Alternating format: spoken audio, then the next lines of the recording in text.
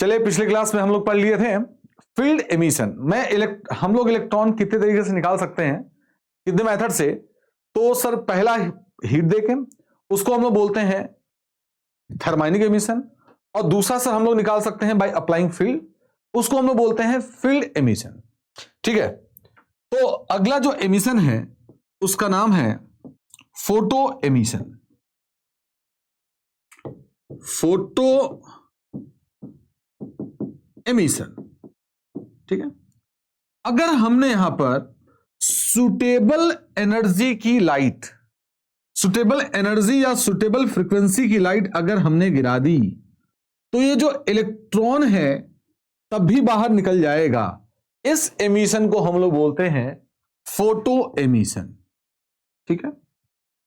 और ये जो इलेक्ट्रॉन बाहर निकलता है इसको हम लोग बोलते हैं फोटो इलेक्ट्रॉन। अगर हमने इस पे अगर करंट, इससे अगर भाई कोई कंटिन्यूअस पाथ दे दिया तो जो इससे करंट फ्लो होगा उसको हम लोग बोलते हैं फोटो करंट। फोटो करंट, इस पूरे फिनोमिना को हम लोग बोलते हैं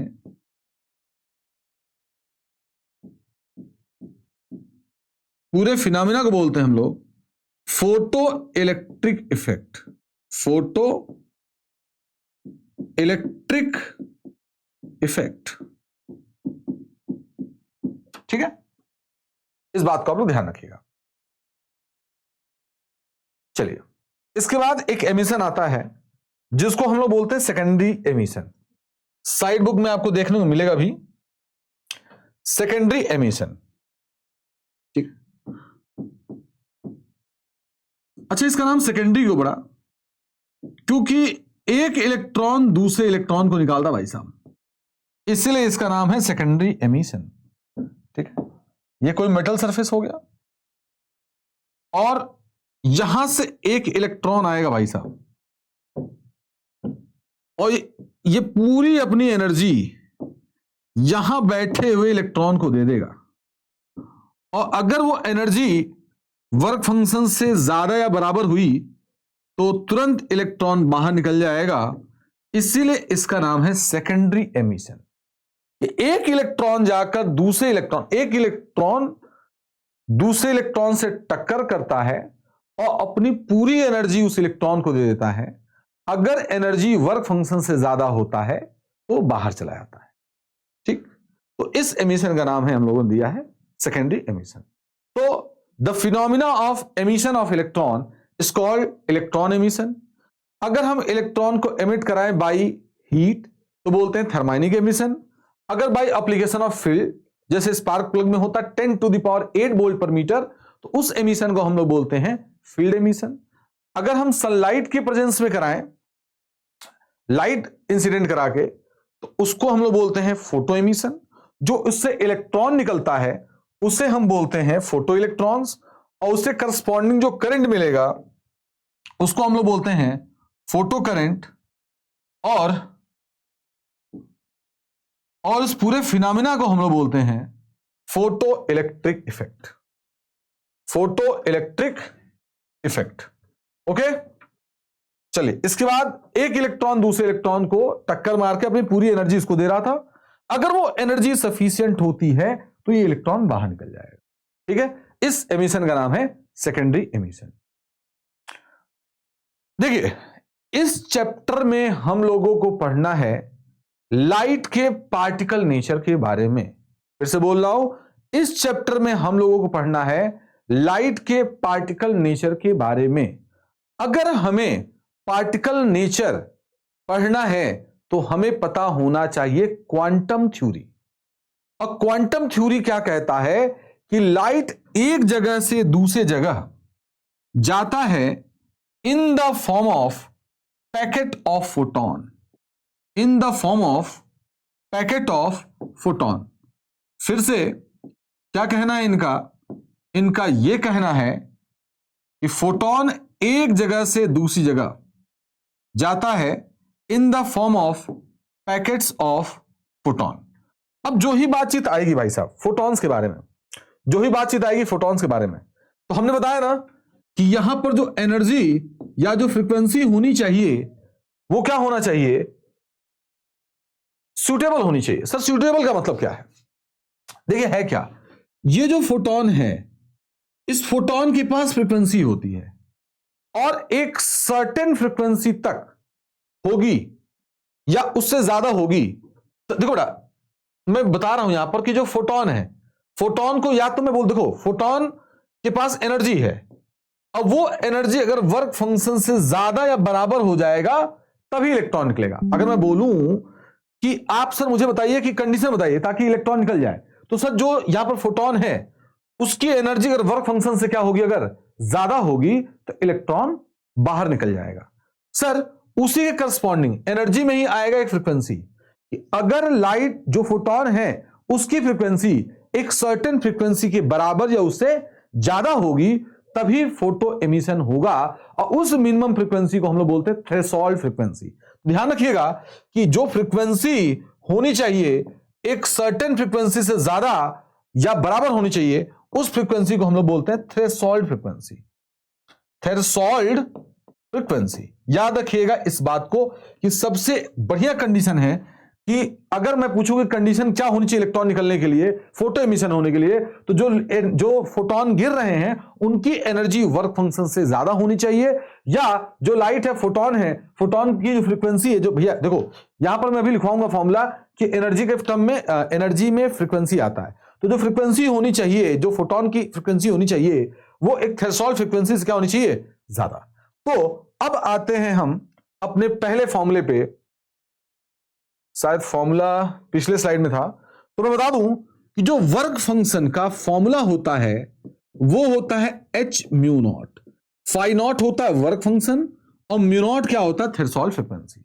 और सुन लीजिए ये होता है S C by lambda naught, और लेमडा नॉट को हम लोग बोलते हैं थ्रेशोल्ड वेवलेंथ। क्लियर है? तो अगर मैं बोलूं कि कंडीशन क्या होनी चाहिए फोटो इलेक्ट्रिक इफेक्ट की, condition for photo electric effect, तो पहली कंडीशन होनी चाहिए कि एनर्जी वर्क फंक्शन के बराबर या ज्यादा होनी चाहिए, फ्रीक्वेंसी थ्रेशोल्ड फ्रीक्वेंसी से ज्यादा या बराबर होना चाहिए, और लेकिन वेवलेंथ भैया वो कम होना चाहिए थ्रेशोल्ड वेवलेंथ से। तो ये हो गया condition for photo electric effect. ठीक है ना? तो यहां पर जो ही नाम आया फोटोन के, तुरंत हम समझ गए कि फोटोन की क्या होती है, एनर्जी, और जो एनर्जी होनी चाहिए वो क्या होना चाहिए, वर्क फंक्शन से ज्यादा होनी चाहिए, तभी इलेक्ट्रॉन को निकाल पाएगा। और मैंने बताया कि एक सर्टेन फ्रीक्वेंसी से ऊपर की जब लाइट गिरेगी तभी आपका फोटो एमिशन होगा, यानी जिस मिनिमम फ्रीक्वेंसी तक वो निकाल लेता है उसको हम लोग बोलते हैं थ्रेशोल्ड फ्रीक्वेंसी। ठीक, चलिए मैंने बोला इस चैप्टर में हम लोग पढ़ेंगे लाइट के पार्टिकल नेचर के बारे में। अगर पार्टिकल नेचर पढ़ना है तो आपको क्वांटम थ्योरी आनी चाहिए। सर क्वांटम थ्योरी क्या है? तो क्वांटम थ्योरी यह है मेरे भाई साहब कि लाइट एक जगह से दूसरी जगह जाती है in the form of packet of photon. ठीक है, चलिए तो सबसे पहली बात हम करते हैं फोटोन के बारे में कि भैया जल्दी हमको बता दीजिए कि फोटोन क्या होता है। तो सुन लीजिए ध्यान से कि फोटोन पर कोई चार्ज नहीं होता है।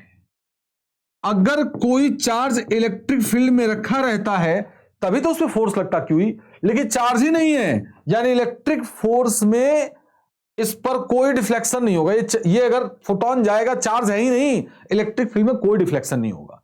और दूसरी बात कि सब मैग्नेटिक फील्ड का भी फोर्स का भी फॉर्मूला क्यूवी भी होता है। जब चार्ज है ही नहीं तो फोर्स लगेगा ही नहीं, मतलब इस पर इलेक्ट्रिक फील्ड और मैग्नेटिक फील्ड कोई इफेक्ट नहीं डाल सकता।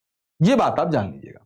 ठीक, दूसरी बात कि इसका रेस्ट मास आपका 0 होता है, रेस्ट मास 0 होता है। ठीक है, मतलब फोटोन रुका हुआ है तो उसका कोई मास नहीं। सर चल रहा है तो कोई मास होता है? हां होता है। ध्यान से देखिए, उसका जो मास होता है E=m इंटू सी का स्क्वायर।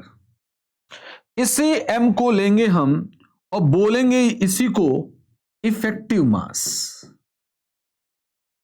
इफेक्टिव मास। मेरे ख्याल से बातें क्लियर हो गई कि जब इस पे कोई चार्ज नहीं होता, इसका रेस्ट मास 0 होता है और इसका इफेक्टिव मास क्या होता है, m इंटू सी स्क्वायर से निकालेंगे। ठीक, अब हेडिंग है energy of photon, energy of photon. ठीक है, तो जो फोटोन की एनर्जी होती है वो एच म्यू, हमने बोला ना कि जो फोटोन है उसके पास एनर्जी होगी और उस एनर्जी का फॉर्मूला होगा एच म्यू, फ्रीक्वेंसी से रिलेटेड। अगर ये वाली फ्रीक्वेंसी थ्रेशोल्ड फ्रीक्वेंसी से अगर ज्यादा होगी तो इलेक्ट्रॉन बाहर निकल जाएगा। क्लियर है? चलिए, एनर्जी ऑफ फोटोन क्या होता है, एच म्यू, और एनर्जी ऑफ, इसी को हम लिख सकते हैं एच सी बाई लेमडा। ठीक है, अब मान लीजिए आपसे क्वेश्चन कोई पूछे, आपसे कोई क्वेश्चन पूछे कि सर इस पर कोई लाइट इंसिडेंट हो रहा है,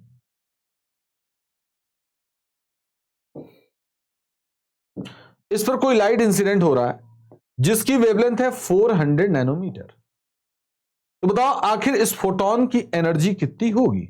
आप कैसे बताएंगे? पूछा जाए कि अगर कोई लाइट गिर रही है जिसकी वेवलेंथ है 400 नैनोमीटर, तो आप कैसे लिखोगे इसका एनर्जी? ठीक ना, तो जल्दी बताइए कैसे लिखेंगे। तो sir H C by lambda, sir H की वैल्यू होती है 6.36 into 10 to the power minus 34 और सी की वैल्यू होती है 3 into 10 to the power 8 sorry, और लेमडा की वैल्यू है 400 और into 10 to the power minus 9। अब ये जो आंसर आएगा वो जूल में आएगा भाई साहब। अब मैंने बताया है कि जो भी एनर्जी लिखेंगे हम लोग किसमें लिखेंगे, इलेक्ट्रॉन वोल्ट में, यानी हमें किससे डिवाइड करना पड़ेगा, 1.6 into 10 to the power minus 19 से डिवाइड करना पड़ेगा मेरे दोस्त। तो इसको अगर मैं 1.6 into 10 to the power minus 19 से डिवाइड करेंगे तब जाकर इसका आंसर इलेक्ट्रॉन वोल्ट में आएगा। और मेरे ख्याल से ये जो कैलकुलेशन है बहुत ही लेंदी हो जाएगा भाई साहब, इसलिए मैं आपको एक शॉर्टकट बताता हूं कि देखिए हाथी के खाने के दांत कुछ और, दिखाने कुछ और। ये दिखा दो भैया, अब खाने के लिए भैया इधर से आ जाओ, 12,400 इलेक्ट्रॉन वोल्ट और नीचे जो लेमडा रखेंगे वो रखेंगे एंगस्ट्रॉम में। देखिए आसानी से आ जाएगा, 12,400 अपॉन में लेमडा लिखेंगे, एंगस्ट्रॉम में आ जाएगा। ठीक है, अब कई लोग एक बात ध्यान समझिएगा कि जब भी कोई चीज नैनोमीटर में दी होती है तो उसको 10 से मल्टीप्लाई करने पर वो एंगस्ट्रॉम में बदल जाता है। सुनने में बहुत अजीब लगेगा सर एंगस्ट्रॉम को मल्टीप्लाई करने पे, लेकिन सोचिएगा, ध्यान से देखिएगा कि नैनोमीटर को 10 से मल्टीप्लाई करने पे वो एंगस्ट्रॉम में कन्वर्ट हो जाता है। तो सर अगर 400 नैनोमीटर दिया है तो इसको मैं 10 से मल्टीप्लाई करूंगा तो ये कन्वर्ट हो जाने वाला है एंगस्ट्रॉम में, यानी ये हो जाएगा 4000 और तब इसको सॉल्व करेंगे तो आने वाला है 3.14 इलेक्ट्रॉन वोल्ट। 3.14 इलेक्ट्रॉन वोल्ट मेरे ख्याल से क्लियर है। हां, अब एक बात और सुन लीजिएगा, इसको भी लिख सकते हैं हम लोग 4.14, इसका भी शॉर्टकट है, अगले पेज पे करते हैं। E इक्वल्स टू जो एच म्यू था यहां पर भी लिख सकते थे 4.14 into 10 to the power minus 15 और म्यू रखेंगे हम लोग हर्ट्ज में और ये आंसर आ जाएगा इलेक्ट्रॉन वोल्ट में। इसका भी शॉर्टकट है कि फ्रीक्वेंसी दिया रहे तो आप इसको कैसे सॉल्व करेंगे। क्लियर है? 4.14 into 10 to the power minus 15 mu electron volt. अब मैं बता चुका हूं आप लोगों को, बता चुका हूं कि कभी भी आपको नैनोमीटर में दिया रहे तो आप क्या करोगे, 10 से मल्टीप्लाई करके उसको कन्वर्ट कर लेंगे एंगस्ट्रॉम में। सुनने में थोड़ा अजीब लगेगा लेकिन होता ऐसा ही है। ठीक है, ये हो गया आपका एनर्जी का फॉर्मूला। उसी प्रकार से जब हम यहां वर्क फंक्शन पढ़ रहे थे तो इसी चीज को भी लिख सकते थे 4.14 इंटू 10 माइनस 15 म्यू नॉट और आ जाएगा इलेक्ट्रॉन वोल्ट में। और उसी तरह यहां पे आ जाएगा 12,400 इलेक्ट्रॉन वोल्ट, और लेमडा आ जाएगा नॉट एंगस्ट्रॉम में। क्लियर है? तो ये भी हम लोग कर सकते थे। ठीक, चलिए, बहुत अच्छी बात है। ओके, अब चलते हैं नेक्स्ट। अब देखिए, हमने आप लोगों को डिस्कस करा दिया energy of photon. Sir, photon के पास मास नहीं है, लेकिन उसके पास मोमेंटम होता है, और उस मोमेंटम का फॉर्मूला होता है E/c। सर, E को मैं लिख सकता हूं hc/λ। तो ऑलरेडी C है, तो C से C कैंसिल आउट हो जाएगा, तो मोमेंटम का फॉर्मूला हो गया h/λ। क्लियर है? तो हमारे पास मोमेंटम ऑफ फोटोन का भी फॉर्मूला आ गया। तो हेडिंग होना चाहिए हम लोग का momentum of photon. I hope आप लोगों को क्लियर हो गया होगा। अब एक बात कह रहा हूं कि दो लाइट है, एक की वेवलेंथ भी 400 नैनोमीटर है, दूसरी की भी वेवलेंथ 400 नैनोमीटर है, तो क्या दोनों का मोमेंटम सेम होगा? तो कई लोग बोलेंगे अरे सर लैम्डा सेम है तो मोमेंटम भी सेम होगा। लेकिन जरा सोचना, एक लाइट इधर जा रही थी 400 नैनोमीटर की, और एक इधर जा रही थी। भले मोमेंटम का मैग्नीट्यूड सेम होगा, लेकिन डायरेक्शन सेम नहीं है। मतलब two light having same wavelength, momentum may or may not be same. ठीक है सर, एनर्जी के बारे में क्या कहना है? तो एनर्जी में भी अगर इधर इधर जा रहा है, तो चूंकि एनर्जी आपकी स्केलर क्वांटिटी है, डायरेक्शन से कोई मतलब नहीं है। तो दो लाइट है अलग सेम वेवलेंथ की, दोनों की एनर्जी क्या रहेगी? सेम। Got it? तो ये हो गया मोमेंटम का फॉर्मूला, और वही यूनिट रखेंगे हम यहां पर, ध्यान रखिएगा, किलोग्राम मीटर पर सेकेंड, इसका वही यूनिट रहेगा। क्लियर है? चलिए नेक्स्ट चलते हैं हम लोग अपने काम की तरफ। अब नेक्स्ट एक डेफिनेशन आता है इंटेंसिटी। देखिए, इंटेंसिटी का डेफिनेशन दो टाइप से दिया जाता है, एक वेव ऑप्टिक्स में और एक पार्टिकल थ्योरी के हिसाब से। तो पार्टिकल थ्योरी के हिसाब से जो ये होता है, वो होता है total energy incident per unit area per unit time. यही होता है आपका intensity. What is intensity? Total energy incident per unit area, भाई स्मॉल्स कर लीजिएगा, कॉमा, पर यूनिट टाइम। ठीक है, और आगे चल के पता चलेगा कि ये एनर्जी अपॉन टाइम, ये पावर भी होता है। ठीक, तो मैं I इक्वल्स टू लिख सकता हूं P अपॉन में A। मैं पावर का फॉर्मूला I इंटू A भी लिख सकता हूं। हालांकि ऐसे क्वेश्चन अब तक मेडिकल में पूछा है ना, इसलिए घबराने वाली बात नहीं है। लेकिन ये क्वेश्चन आपका CBSE में आ चुका है कि define intensity according to photon picture, या तो पार्टिकल नेचर के हिसाब से या तो फोटोन पिक्चर के हिसाब से। फोटोन पिक्चर के हिसाब से इसको बताइए भाई साहब, इसका डेफिनेशन बताइए। हो गया ना? फोटोन पिक्चर मतलब पार्टिकल थ्योरी या क्वांटम थ्योरी के अकॉर्डिंग। किसके थ्योरी के अकॉर्डिंग? क्वांटम थ्योरी के अकॉर्डिंग ये करना है। आप देखिए, एक होता है एनर्जी डिस्ट्रीब्यूशन कर्व, आपका थर्मल प्रॉपर्टी ऑफ मैटर में है मेरे ख्याल से। उसी में उसी ग्राफ को समझाने के लिए क्वांटम मैकेनिक्स, पूरी क्वांटम मैकेनिक्स को जो है भाई साहब, मतलब नई ब्रांच ऐड हुई भाई साहब क्वांटम मैकेनिक्स की। केवल उस थर्मल प्रॉपर्टी ऑफ मैटर जो एनर्जी ग्राफ था, एनर्जी और लेमडा में जो ग्राफ था अलग अलग टेम्परेचर पे, उसके लिए क्वांटम मैकेनिक्स का जन्म हो भाई साहब। जान लीजिए, उस चीज को डेवलप करने के लिए हम सब लोग खुश थे भाई साहब, मैकेनिक्स में पढ़ के, सब मैकेनिक्स थर्मल पढ़ के, डायनेमिक्स पढ़ के, लेकिन उसी चीज को समझाने के लिए सब चीजें बताई गई।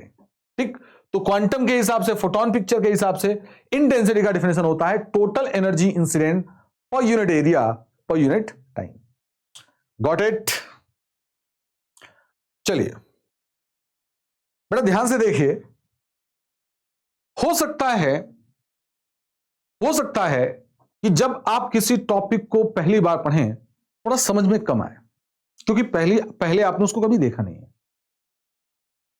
जब भी नया टॉपिक पढ़ेंगे तो हो सकता है आपको प्रॉब्लम आए, उसको 2 बार पढ़िए, 3 बार पढ़िए, तो थोड़ा सा उसमें इंटरेस्ट डेवलप होगा।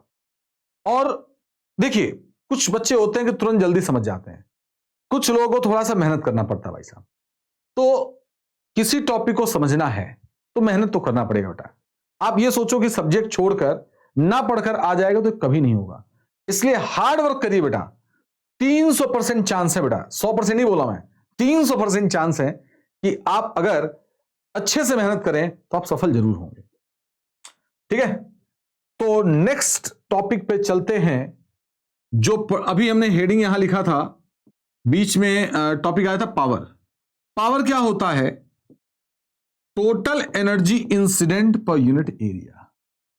अब रही ये बात कि सर एक फोटॉन की एनर्जी अगर h म्यू थी, एक फोटॉन की एनर्जी अगर h म्यू थी, तो अगर n फोटॉन हुए तो एनर्जी कितनी होगी? तो सर होगा NH म्यू। मेरे ख्याल से मैंने यहां पर गलत लिख दिया, ये यहां पर होना था टाइम। ठीक है, चलो टोटल एनर्जी लिख दिया NH म्यू और ये अपॉन में टाइम। सर अगर मैं इसी n/t को अगर स्मॉल n लिख दूं तो सर ये होता है नंबर ऑफ फोटॉन इंसिडेंट पर सेकेंड।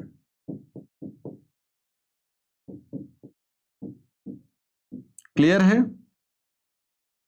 तो कई जगह एनसीईआरटी में एग्जांपल था कि n निकालिए तो n का फॉर्मूला होता है P अपॉन में h म्यू। आप ऐसे भी निकाल सकते हो, या h म्यू का फॉर्मूला होता है HC बाय लेमडा, तो ये HC लेमडा कहां जाए? ऊपर। अब इसमें भी एक प्रॉब्लम है कि सर PH की वैल्यू रखो, C की वैल्यू रखो, तो इसका भी शॉर्टकट है, वो होता है 5 into 10 to the power, 5 into 10 to the power. आप इसे बताइएगा, आप लोग इसे बताइए क्या होगा, ठीक है ना? ये आप लोग के लिए दूंगा मैं कमेंट के लिए, सब चीजें नहीं बताऊंगा आप लोग को, इसको आप लोग डील करके बताइएगा कि सर इसके जगह मैं क्या लिख सकता हूं, SC इसको डिवाइड करके क्या लिख सकता हूं। तो ये आपके लिए बिल्कुल ही आसान हो जाएगा भाई साहब यहां पर। ठीक है, चलिए फिर इतना पहले तैयार करिए। अब इससे अगर सीबीएसई में क्या क्वेश्चन पूछ सकता है, तो इसमें सीबीएसई क्वेश्चन पूछता है कि एनर्जी ऑफ फोटोन, कई फॉर्मूले दे देगा, कई फॉर्मूले दे देगा और कहेगा कि इसमें एनर्जी ऑफ फोटोन का फॉर्मूला क्या होगा। तो ये था क्वेश्चन, एनर्जी ऑफ फोटोन के बारे में बताना था, इंटेंसिटी का डिफरेंस बताना था अकॉर्डिंग टू फोटोन पिक्चर, उसके बाद बताना था थ्रेशोल्ड फ्रीक्वेंसी, इसके बारे में। ठीक है, तो चलिए आप लोग पढ़िएगा, बताइएगा कैसा लगा आप लोग को। Bye bye.